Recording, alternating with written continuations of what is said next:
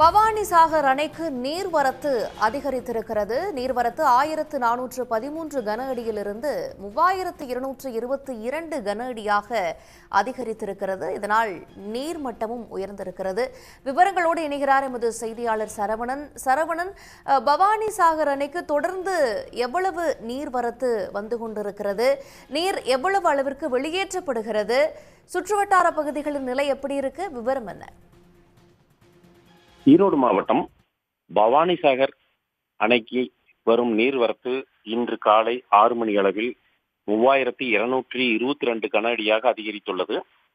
பவானிசாகர் அணையின் நீர்பிடிப்பு பகுதிகளான உதகையில் மற்றும் மேட்டுப்பாளையம், சத்தியமங்கலம் சுற்று வட்டார பகுதிகளில் தொடர்ந்து கடந்த 3-4 நாட்களாக தொடர் மழை பெய்து வருகின்றது.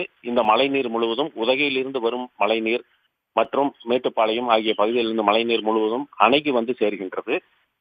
கடந்த சில நாட்களுக்கு முன்பு 3 இலக்கமாக குறைந்த அணையின் நீர்வரத்து சற்றே சிறிதாக அதிகரித்து இன்று காலை 3222 கன அடியாக அதிகரித்துள்ளது. நேற்று இரவு 1028 கன அடி மட்டுமே வந்து கொண்டிருந்த நிலையில் இன்று காலை அது மீண்டும் அதிகரித்துள்ளது. அணையின் நீர்மட்டமானது கடந்த ஆகஸ்ட் 15ஆம் தேதி 2,07,000 ஏக்கர் பாசன நிலங்கள் பயன்பெறும் வகையில் அணையிலிருந்து 2600 கன அடி நீர் திறந்து விடப்பட்டிருந்தது.